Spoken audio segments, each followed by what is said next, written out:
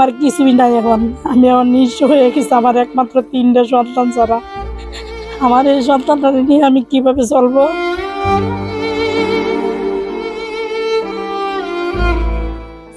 এই অগ্নিকাণ্ডে দুর্ঘটনার কারণে ওনার মৃত্যু। উনি তার বউ ফুলাফানের কথা চিন্তা করে নাই, বাচ্চাদের কথা চিন্তা করে নাই। উনি দেশের জন্য জীবন দিয়ে দিছে, দেশের মানুষকে বাঁচাতে গিয়ে, দেশকে বাঁচাতে গিয়ে। আমি ফায়ার সার্ভিস এন্ড সিভিল ডিফেন্সের মহোদয়ের কাছে অনুরোধ করে বলছি, আমার বাচ্চাগুলো ছোটো ছোটো মাসুম বাচ্চারা, আমি ওদেরকে নিয়ে আমি খুব কষ্টে আছি। ঘরে পড়াশোনা করাইতে গিয়া যে টাকা পয়সা খরচ হবে, ওরা বিষয় বিবেচনা কি করবে ওরা বুঝুক। আমার হাজব্যান্ডে চাকরি করতো, মাস শেষে বেতন পাইতো, আমি এই টাকাতে ফুলাফান নিয়ে চলতাম, তাদেরকে খাওয়াইতাম, পড়াশোনা করাইতাম। এখন আমার হাজব্যান্ড মারা গেছে, তার চাকরিও নাই, আমার মাস শেষে টাকাও নাই, আমার কিছুই নাই এখন। আমি এখন নিঃস্ব হয়ে গেছি, আমার একমাত্র 3টা সন্তান ছাড়া। আমার এই সন্তানটা নিয়ে আমি কিভাবে চলবো?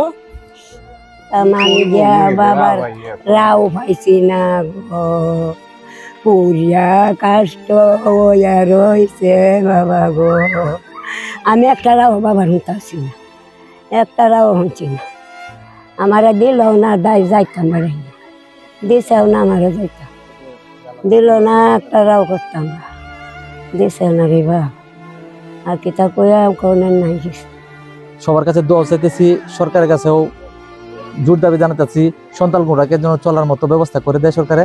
মৃত্যুটা এতই দুঃখজনক যে মানুষের জীবন বাঁচানোর জন্য নিজেকে আজকে বিসর্জন দিয়েছে, এবং এর চেয়ে বড় কুরবানি আর কিছু হতে পারে না। আমরা নেত্রকোনা জেলা থেকে এসেছি শামীম আহমেদের গার্ড অব অনার প্রদান করার জন্য।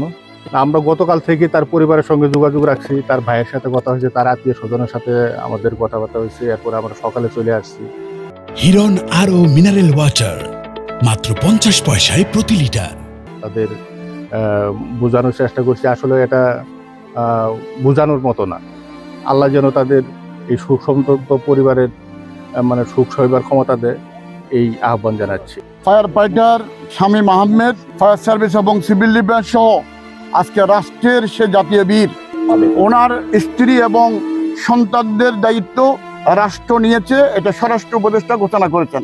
আমাদের মহাপরিচালক মহোদয় ঘোষণা করেছেন, ওনার পরিবার, ওনার সন্তান এবং ওনার স্ত্রীর দায়িত্ব হচ্ছে রাষ্ট্রের ফায়ার সার্ভিস এবং সিভিল ডিফেন্স অধিদপ্তরের।